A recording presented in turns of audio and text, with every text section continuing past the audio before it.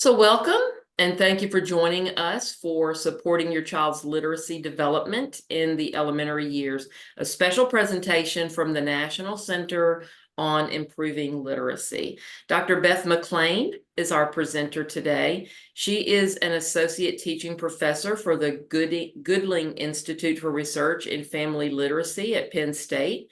She is also a consultant with the National Center on Improving Literacy. So Dr. McLean, welcome again. This is part 2 of a 3-part series that we're doing, and our next one will be on May 22nd at 10 a.m., and that one will cover the adolescent years. So thank you so much for your time and for your expertise in the area of family literacy. We appreciate you being here. Thank you so much. I'm very pleased to be here. This is such an important topic. So it's great to be talking about it today. And like Sharon said, we did the preschool version a couple of weeks ago, and today is the supporting your child's literacy development in elementary school. Just a little bit of background on ENSEL. Its mission is to increase access to and use of evidence-based approaches to screen, identify, and teach pre-K to grade 12 students with literacy-related disabilities, including dyslexia. They have an abundance of resources. Some of them I will have on today's presentation, where you can access them later once you get a PDF version of this. But you can also go on their website, which is right on that front page. And that part is the link is to supporting your child's literacy development, but they have so many other things you can access as well. Okay, so our learning objectives for today are basically to increase awareness of evidence-based practices to support children's literacy development. And it's also to provide ideas for parents to support their children's language and literacy growth by reading together, helping your child understand what is read, helping your child recognize speech sounds and sounding out words, and supporting fluency and reading comprehension skills. A lot of these things are foundational and are great for preschool age, but there's also where you reinforce it and continue to work on it into the elementary school ages. So we're going to talk today kind of about the objectives is, reading with your child and also understanding what's read, speech sounds, sounding out words, and developing fluency.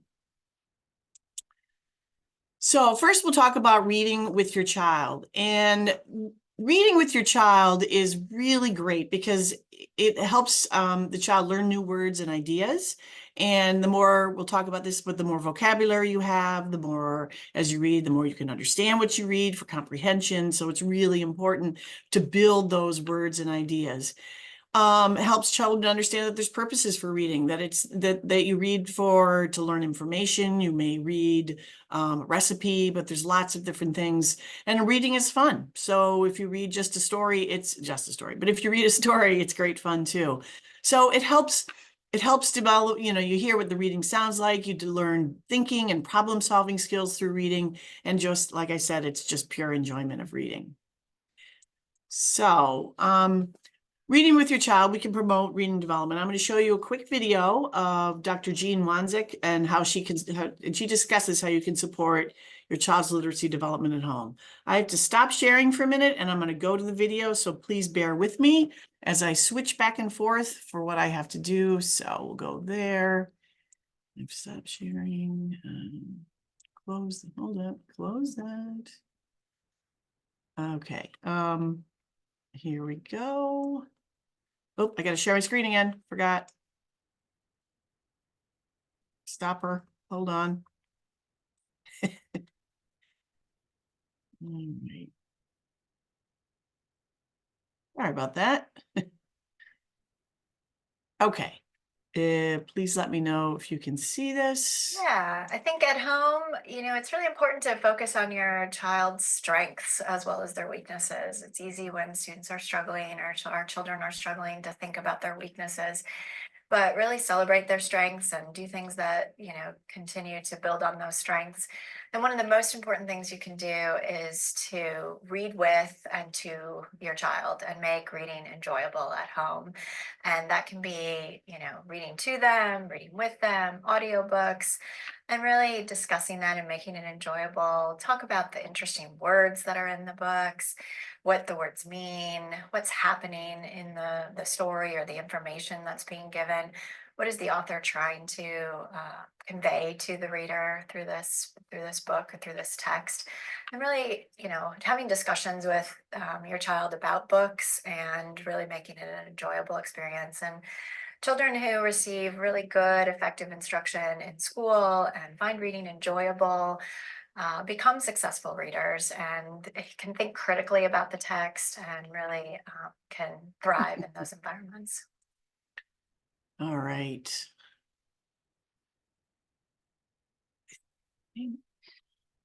Hold on 1 second.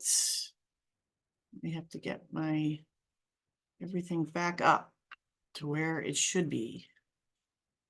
I apologize for this delay. I'm just, all right, we should be back on the PowerPoint, and I think I'm showing everybody who's in it. And I think I did before in the video. Sorry about that. A lot of finagling around. So anyway, the video is really good because it kind of gives an idea about, the importance of doing literacy development at home.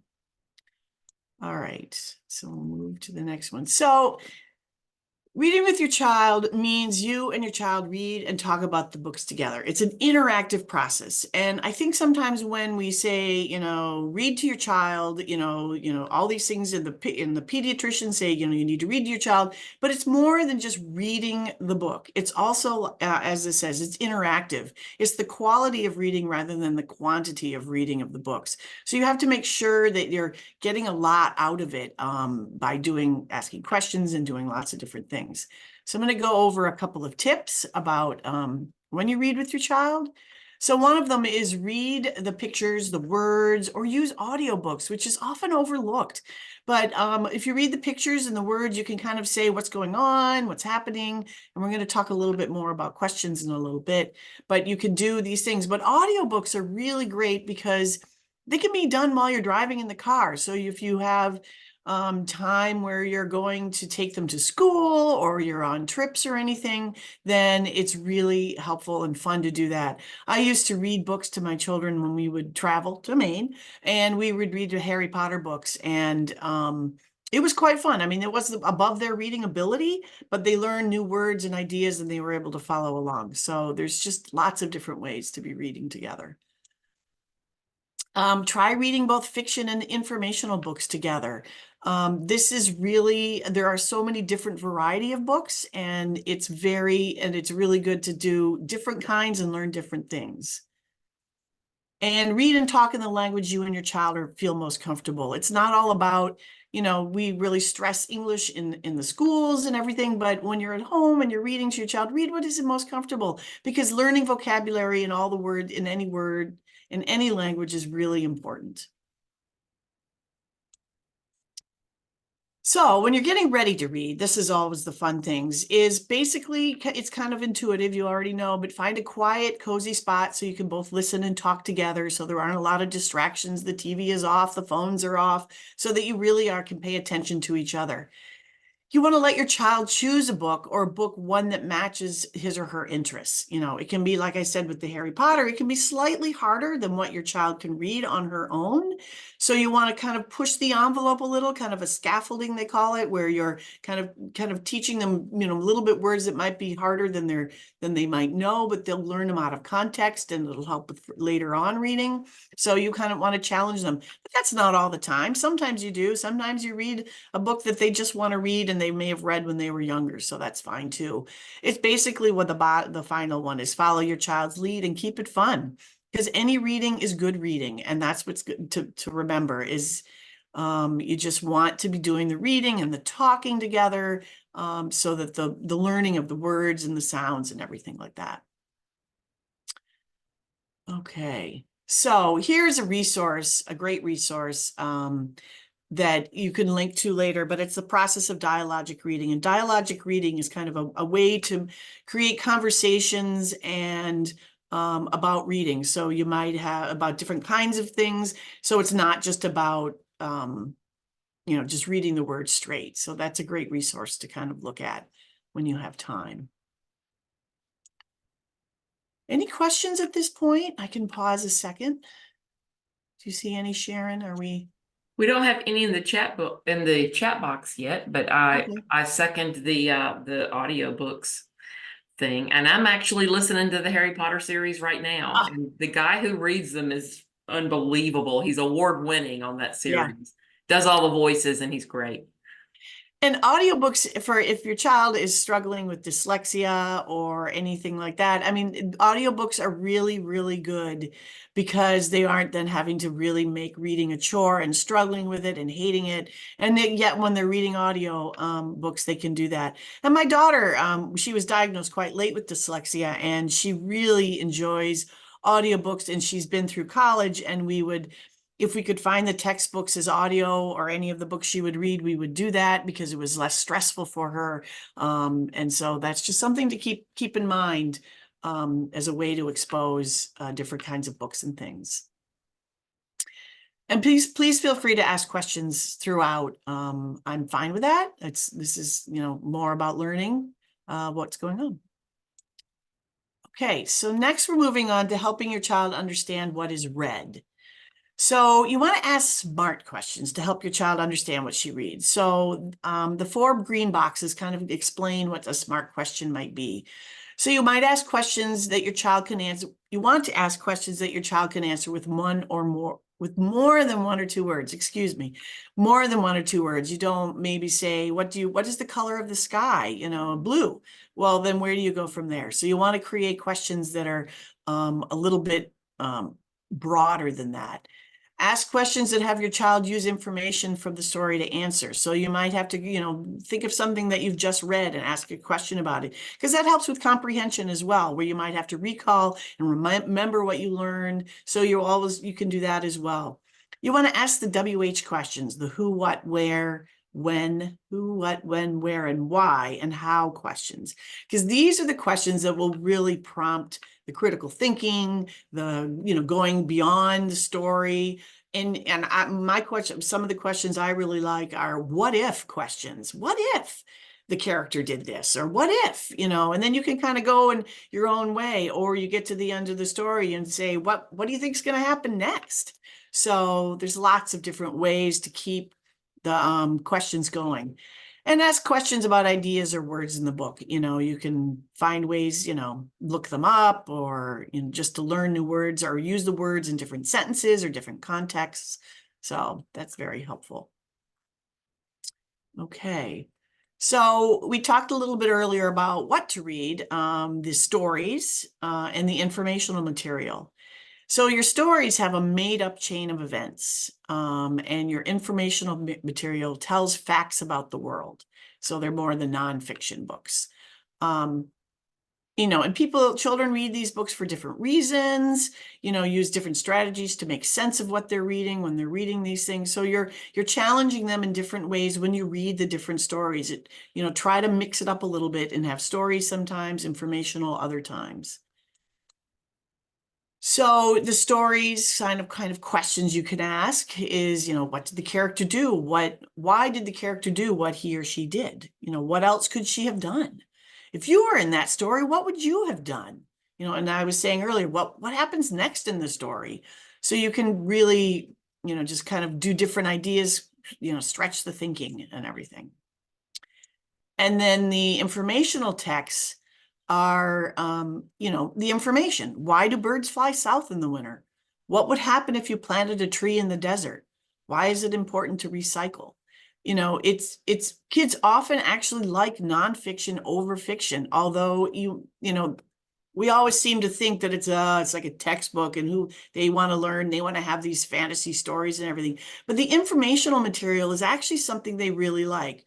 And here's some quotes I read from an article in the Washington Post was, and they were talking about, do kids like fiction or nonfiction books? And one was, I like nonfiction because you gain knowledge. Then you can ask more questions. And that was from a 4th grader. Another 4th grader said, nonfiction is better than fiction because it has real, helpful facts about life.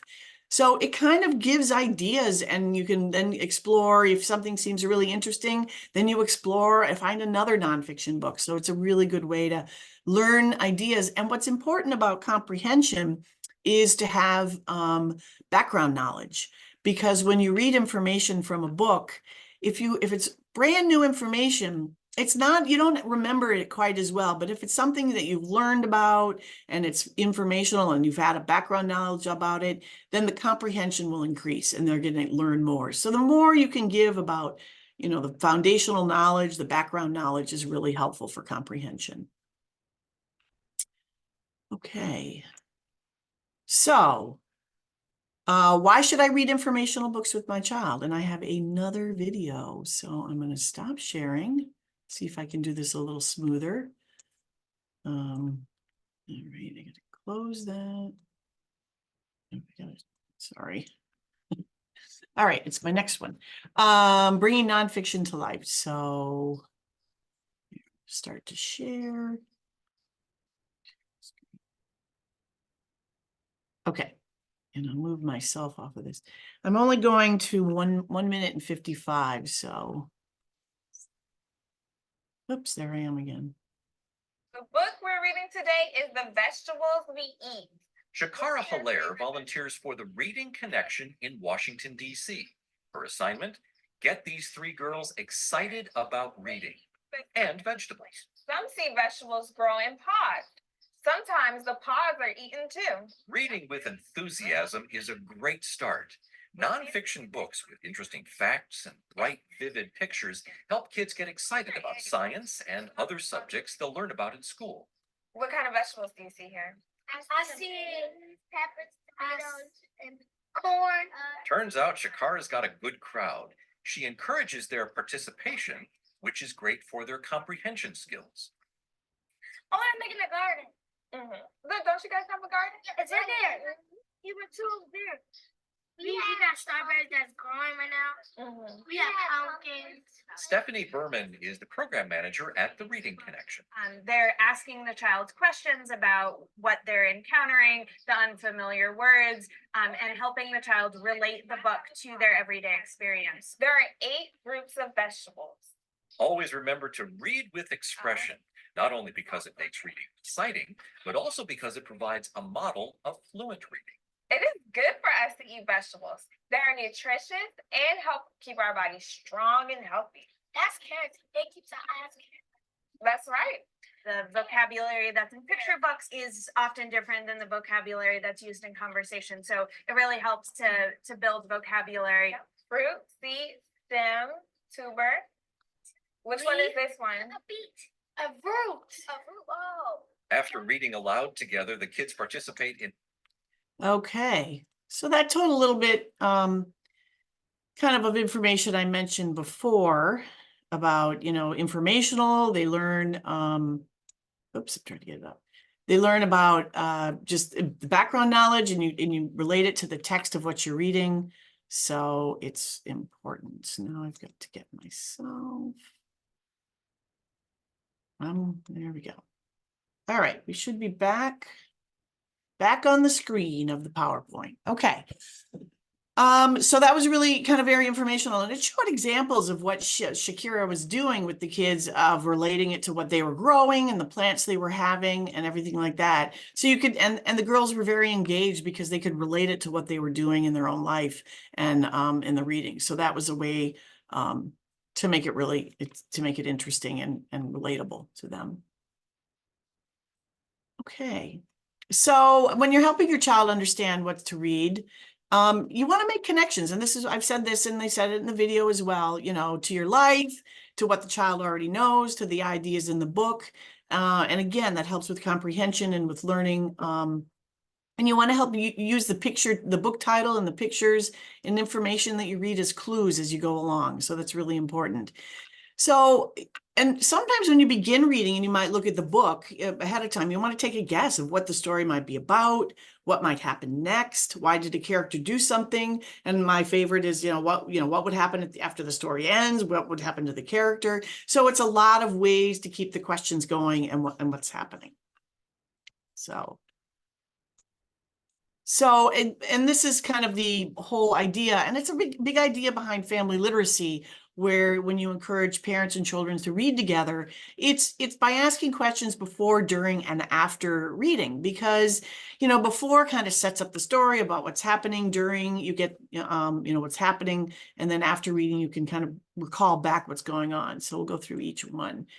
So you look at the book cover, you talk about what the story might be about, let's look at the title. What do what do you think these characters might be doing? Where do you think the story takes place? You can see this all from the title or from the first few pages in the book. So this would be before. And then during the reading, you ask about letters and sounds and words and ideas, and you make connections again to what the book between and what the child already knows, or you create new connections, or you create, talk about memories. Do you remember when we did this? It's kind of like what the character did. Or if you do an informational book about camping, and if you're going to go camping and you've been camping, then you can refer back to that. So you look for words that the child may not understand or know, and then you talk about what the words mean, because again, vocabulary is truly the foundation and understanding of what you read, because if you don't know the words and you're struggling to learn the words, then it's going to be harder to read. So that's the word exhausted. It means to feel so tired that you can hardly move, and then have the child repeat what's the word. So it's an opportunity to try new things. And then the after reading, and this is the connections part, what was the story about? Why was it important to know about? What was the problem? How was the problem solved? So there are different, ways to connect back to the story, to again, think about the story, to, kind of gets a clue on comprehension and understanding of the story, and understanding of what information, if it was an information book, do they understand what you read about? So here are some more resources for those two areas, reading with your child and helping your child understand what is read. And again, the process of dialogic reading is a good resource.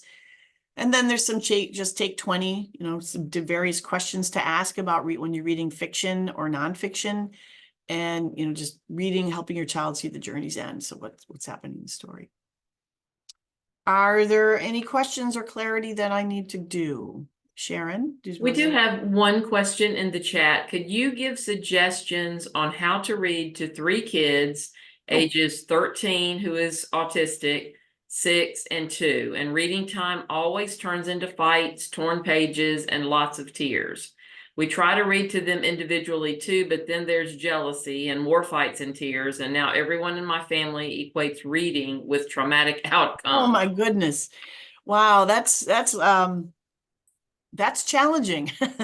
I think it's to try to find the commonality. I mean, the 2-year-old it's probably much more challenging, perhaps read when the 2-year-old's taking a nap, honestly, and then read at a different time. And you can explain, but I would think the autistic child would benefit from, reading with either age, and to just sound words and to talk about, it depends on where on, the spectrum, autistic, where they are and how you approach it. But a lot of times it's just, reading the words more slowly, or just reading the words with them to figure it out. But gosh, if anybody in the chat has suggestions, I certainly welcome them, because that is challenging. I'm afraid I don't know. I think the idea of individually is best, maybe, but I don't, jealousy issues. I'm afraid I'm not very helpful on that, and I apologize, but maybe if they have different bedtimes, Yeah. reading at bedtime might be a good idea with each one individually. Or if they have the same bedtime, and if you have a partner, then one person reads to one and another person reads to another child, and switch back and forth and make it a special time with that parent, and for them. So, I mean, that's a way to do it too. Someone suggested read an audiobook with them to do something different. That's a good idea. But you can be active in corralling as well. Yeah. And then what about books with characters they like? For instance, if they like Bluey, a book with those characters. That's a good idea. And sometimes, I mean, you want, you want your children to pay attention when you're reading as well, because but if they need to have a little bit of a distraction or do something while they're listening to you read to them, that's okay too. I mean, it's the goal is to have them listen and to hear the stories, but if there's, strategies to do to help you get some reading done, then I think that you do what you need to do, so. And a lot of times children, especially kids with autism, have a very hard time sitting and engaging one-on-one or, and so letting them do something else like play with Lego and you're just in the room reading the book out loud. They're listening and they're picking up, regardless of other things they may be doing. And then someone said, what about classics like Wizard of Oz? It's probably also important for them to be the one choosing the book, and maybe let each one choose a book. If you're reading all together, let each one choose a book to read. And if they can get through that book, then they get to go to the next one, kind of thing. Right. As a reward or an incentive. And the book they choose, they get to turn the pages and they get to be the center around the book. So they each will have a chance to do that role, which seemed to bring tears when it was torn pages and, other things like that, right? Wasn't it? That's Yeah. true. So That's a good idea, letting them be like over that reading time when they choose the book and then letting all three do it so that they each have a turn.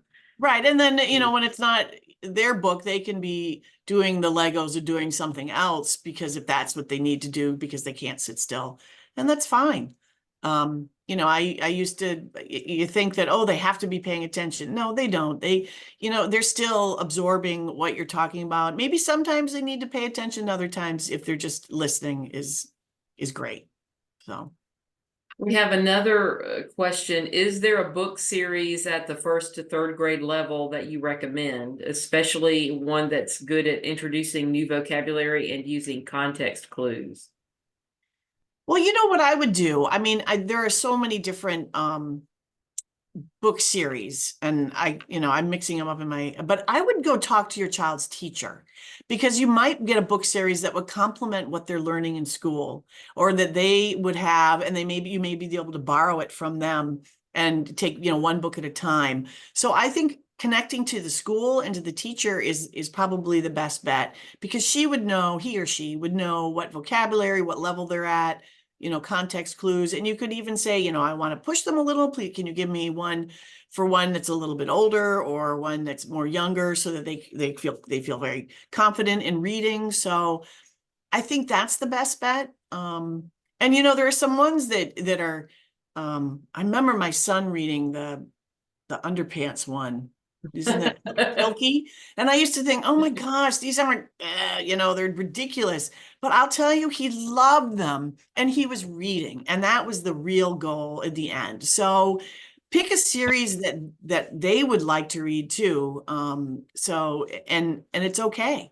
Sometimes kids like graphic, the comic books, but they're reading, and then you kind of mix it up. Some comic books, some not. I think we sometimes get worried about what they read as opposed to the fact that they're actually reading. So I would talk to the teacher. That would be my recommendation. Someone in the chat said library staff might have good suggestions too. They're a wealth of knowledge on kids' resources. Captain Underpants, that's it. Yeah. Right. I knew it was something.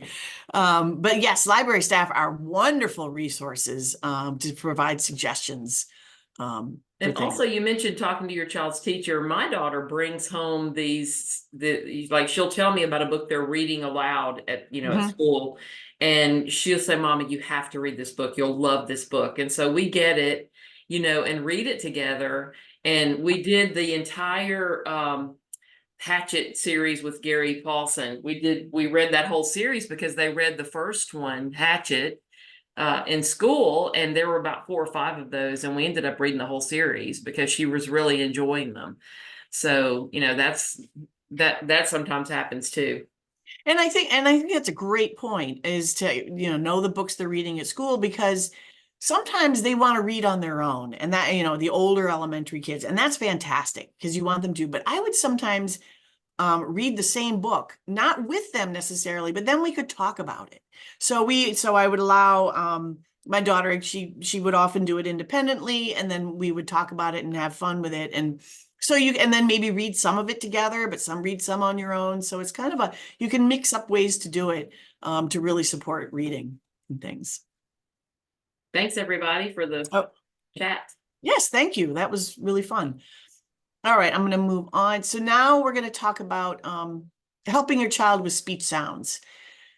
So the speech sounds, as you're trying to decipher words, you need to understand what is the foundation for breaking down the smaller parts in speech. And you want to be able to really understand the speech sounds, because when you're starting to read for comprehension, you don't want to be working so hard to figure out, what the words are. So if they get familiar with words and the speeching sounds and sounding out words, then they'll be able to really do that. Okay. So there we go. So you can show your child how you break down sentences into words. So for example, you might say a sentence out loud and ask your child to count or tap the number of words in the sentence. For example, you might say slowly, the boy ate 2 pieces of pizza.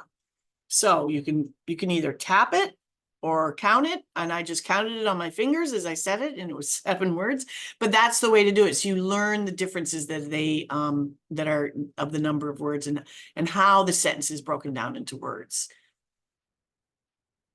Right. So then when you break it, you want to break the words into smaller words so you can understand that the words are, kind of syllables and parts of them, or to learn that 2 words together can make another word, which is important. For example, if you look at the example on the slide, sometimes you can put 2 words together to form another. If I put straw and berry together, I get strawberry. If I do book and shelf, I get bookshelf. And then they talked about, that's right, we could break it into smaller words. What do you get if cow and a boy? It's cowboy. And that's kind of a fun way to think of words. And I was like, okay, let me try to think of some. And I thought night and light for nightlight, and blue and berry, like strawberry, blueberry. So it's fun to figure out these different words there might be there.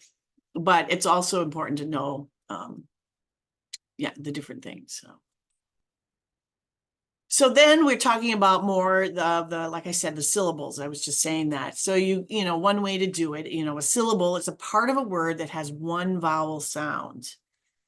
So you might place your hand under your chin and notice together the number of times your child moves down as you say a word, slowly. And then you have your child try. Or you can hold or tap a finger for each syllable as your word, to figure out the syllables. And I added a resource that I just discovered. It's called Syllable Games, and it's on the Reading Rockets website. And it's just games for practicing syllables and things. So you should, if the link by chance doesn't work, then you can go on the Reading Rockets website, which is one of the best websites, I think, for getting access information for parents, for teachers, and just about, reading issues, or, so it's a really, really good website. So when you sound out words, you want to link the sounds to letters to help sound out words, and that'll help your child when they want to read new words, when they recognize familiar words, and when they want to understand what is being read. So you can, you want to check. It's a good thing here to check with your child's teacher to see what skills they're learning. So you can practice them at home if for learning new words and new vocabulary words, to figure out what words are that they're, sight words they may have for the younger elementary ages, things like that. Sometimes it's fun and this is often for younger kids, but to label things in your house so that you're learning new words. But there's lots of different ways to learn the new words. So here are 2 videos. We're going to see one on vowels and one on consonants to hear the correct way to say each the sounds. So I'm going to go out again, stop sharing. Right. Oops, I'm going to all right, here's the vowel one. I want the first minute. Now let's Oops, think she's about talking and I'm not sharing. Oh, jeepers. Here she is. Okay.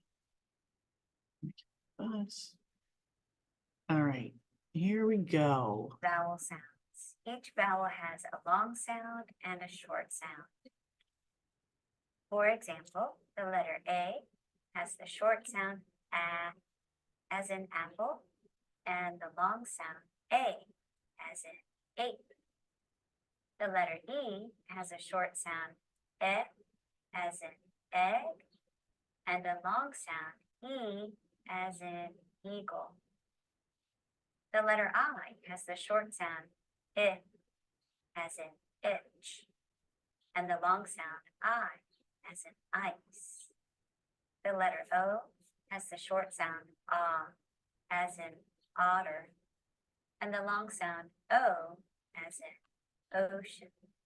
And the letter U has the short sound as in up, and the long sound U as in unicorn. Okay. Now I'll go to, oops, I stopped sharing. I didn't mean to do that. My bad. All right, then we'll go to the consonant ones. I'm not gonna do the consonant one as long because she goes through the entire alphabet. And I think we can listen to part of it, but it's a good resource for listening. Here she comes. So let's think about the sounds that the consonant letters make. As teachers, when we're working with students, we want to be careful when we're saying the consonant sounds to just say the consonant sound and not add a vowel sound at the end of the consonant. You'll see what I mean as I go through the examples. The letter B says butt, as in bug. The letter C has two sounds, a hard sound, as in cup, and S, as in celery. The letter D says D, as in dog. The letter F says I think you get the As in- idea. the letter G also has Stop her the first. hard sound. So you get the idea, and I think she makes a really good point about, being sure you don't make the vowel sounds when you're doing it. So get my back up, share my screen.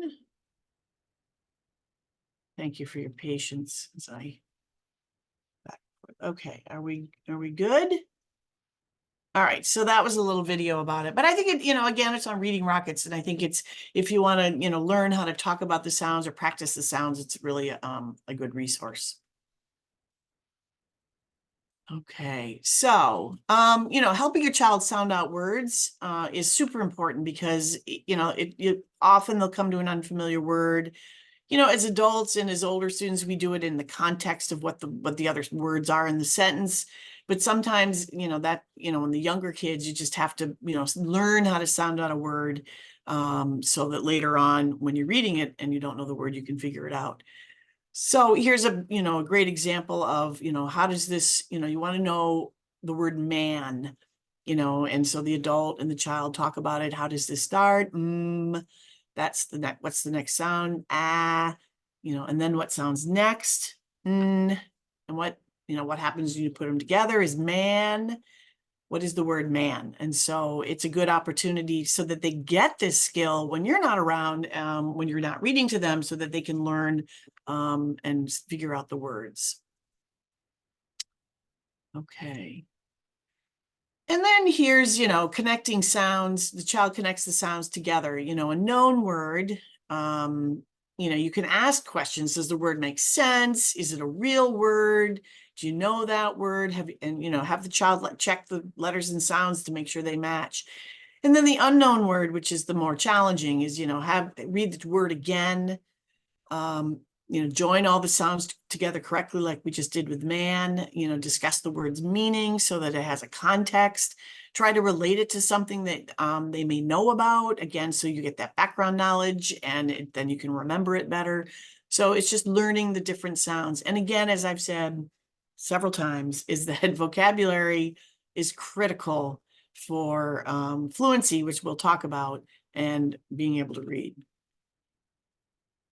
All right, and here's several resources for speech sounds and sounding out words that many of them are on the ENSEL website, so you can access them but they're there for you. Any questions before I move on to the last section? Don't have any in the chat box right now. Okay. Okay, so now we're going to talk about developing fluency. Now, here's the definition. The fluency is the ability to read words, phrases, sentences, and stories correctly with enough speed and expression. Reading out loud frequently helps your child develop fluency.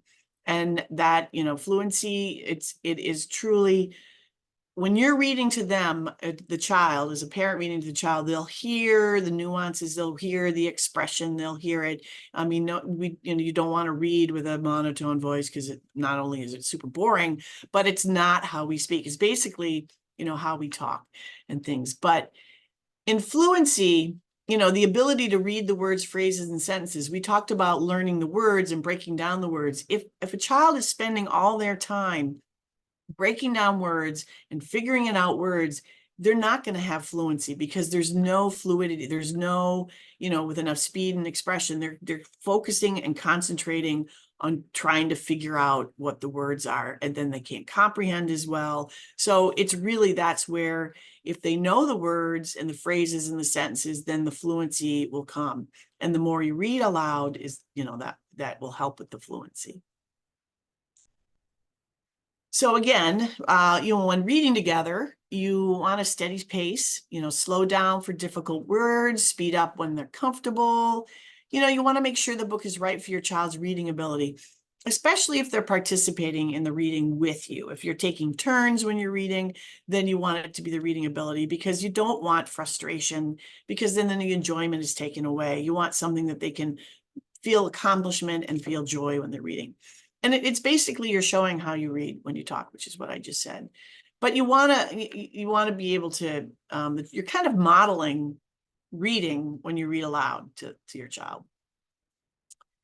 So here's a couple of approaches to try when, you're reading aloud together. There are, 3 different ways. You take turns reading continuous passages of a book. So, passage A might be the adult, passage B might be the child, passage C might be the adult. And this allows, the practice, so the child gets practice as well. Not as well. So the child gets practice as reading. There's also reading the same passages of the book aloud at the same time, which, so you're both reading passage A. I think this could be more difficult, but it could be fun too, as you both are, they're figuring out words. And then there's, you read a passage of the book aloud and then have the child read the same passage aloud, so that you're modeling what it is, they're hearing the words, so then they're able to say the words and understand. And I would also then, after reading a passage or a page, kind of go back and ask questions about it. What did you read, and what did you think about this or that? So that, again, it helps with comprehension as well, because fluency and comprehension can go hand in hand. So when you're building reading habits, can set the stage for fluency development. So I have one more video to share. There. All right. Okay. Where'd I go?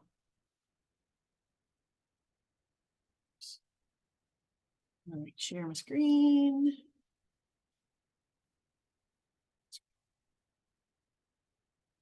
I think you can see it, and you can see all of us too. So I'm trying to get us out of the way. There, I'm still in it. Okay, so here is, again, this is from Raising Readers. And it's about, we're gonna listen to about 2 minutes of it, 2.5 minutes.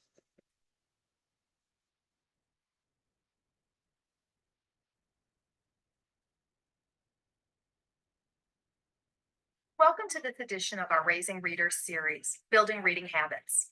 Research shows that parents can do a great deal to help their children's reading and writing development. In this segment, I will be sharing 2 easy and effective ways that parents can help their children build better reading habits.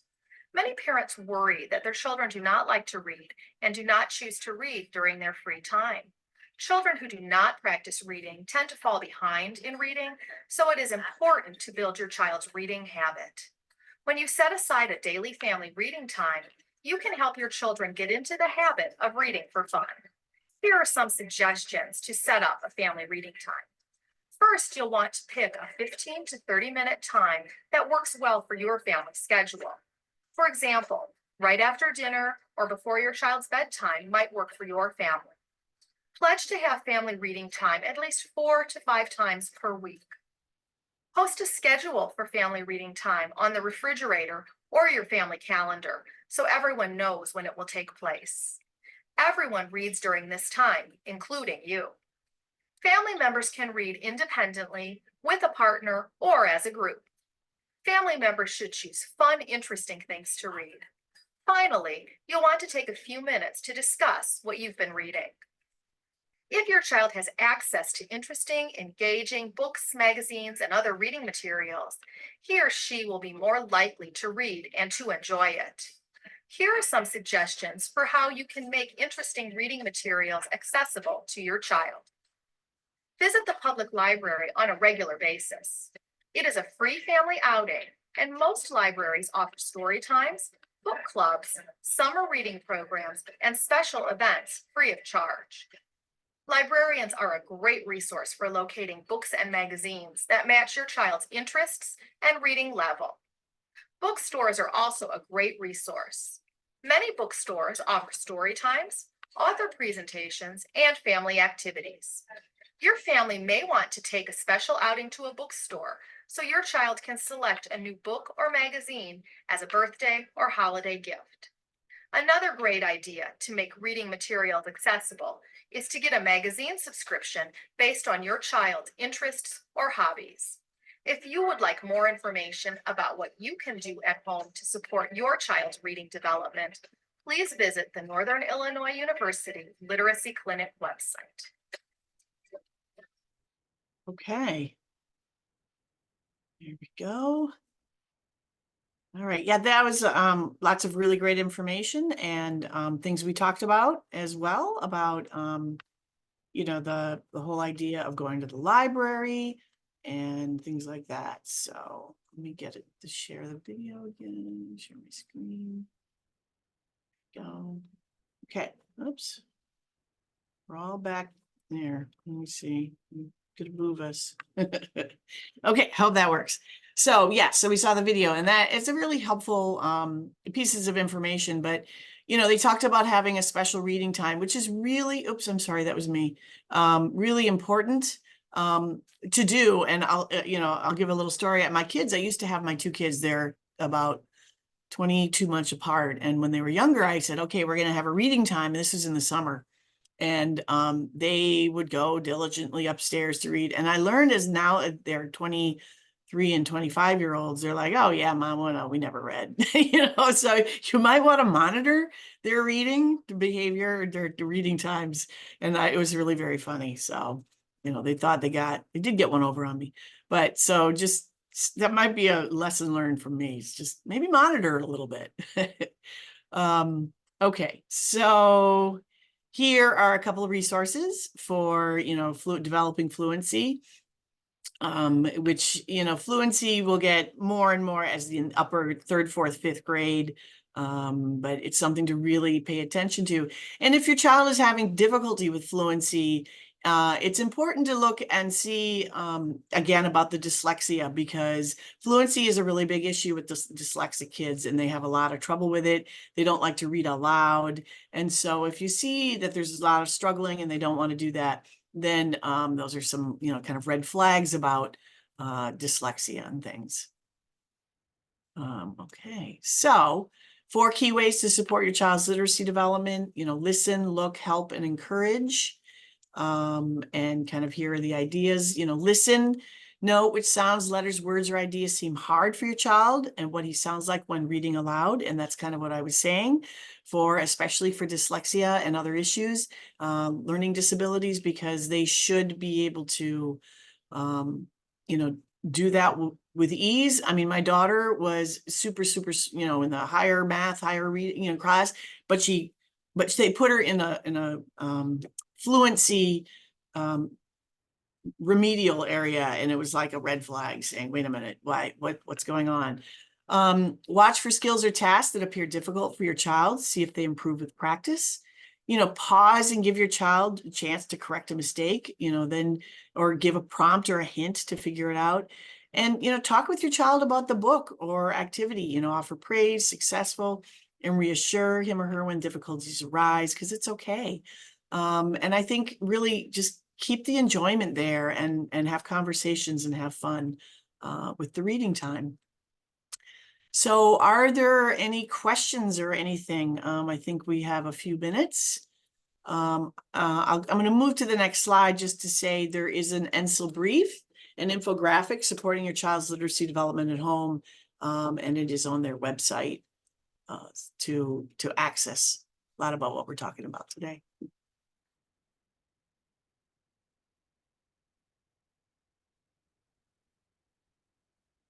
Should I move to the, okay, go ahead. I'm dropping the link that you gave me for the evaluation. I'm gonna drop that in the chat box now.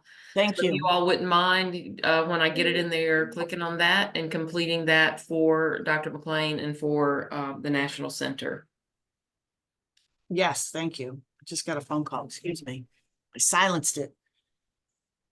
Yes, that would be very helpful because it helps ENSEL learn about, if the trainings and how to improve them. So we really appreciate your completing it. And please, if there are any questions, and there's the survey as well. Link is in the chat. And if you want to get hold of me, that's my information. And like I said earlier, if you need a certificate of attendance for today, I've put the link to our little short survey in the chat for you. And in that you can request the certificate. If you email me about it, it gets lost. So I like to keep it all in one place. So that would be helpful. Any questions? We did have one comment earlier that I didn't read, but Wallace said touring a library and finding out about all the cool things that are there could help encourage reading and could be a great help as well. Libraries are amazing. And I have said now for several years, libraries have stayed on the cutting edge. When technology changed, they were on it. I mean, back when Kindles and Nooks first came out, the first electronic readers, you could almost immediately check out audiobooks and books to read on your reader. It was amazing. And then they got into the audiobooks, and the libraries are just huge things that you can get on audiobook totally for free. I don't ever have to even go to the library because I have the little app on my phone. I go onto the app, I peruse what's available with my library card, that's attached to my library card. And I've got memberships at 2 libraries here locally, 2 different parishes.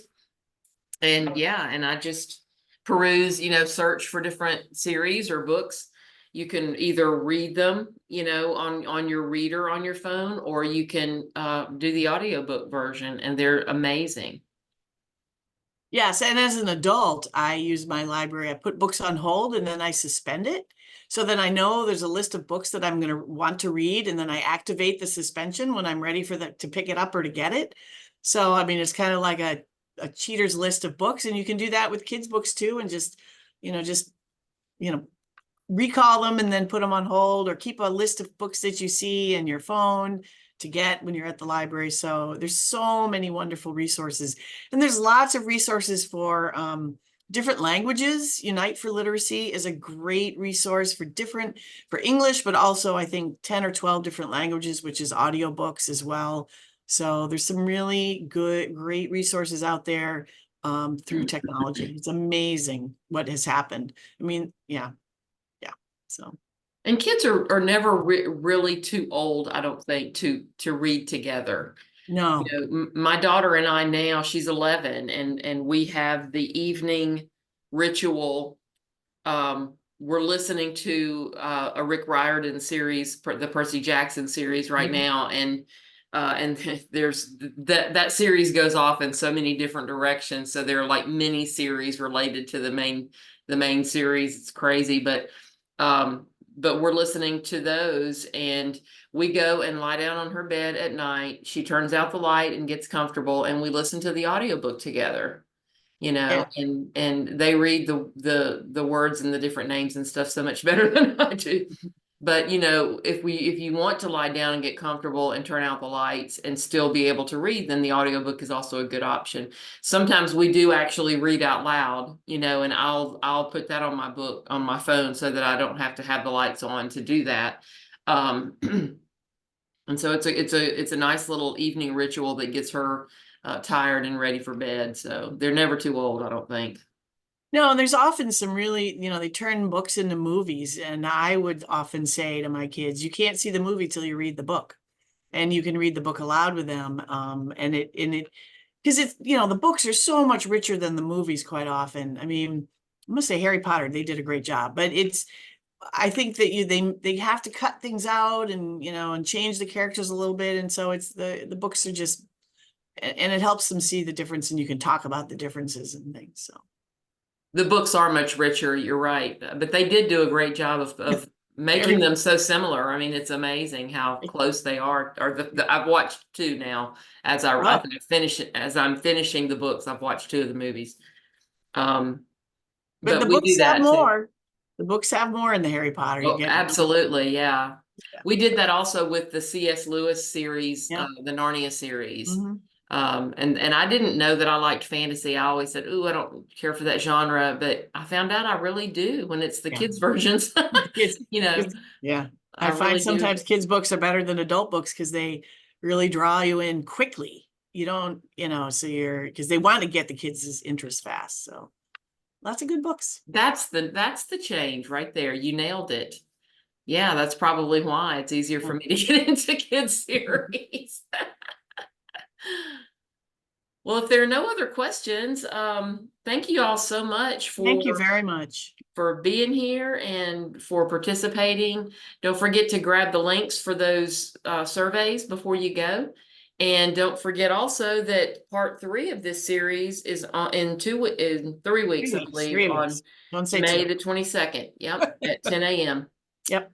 So don't forget to sign up for that one, and we'll be back to talk about your child's literacy development and adolescence. So it's never too late. Yes, never too late.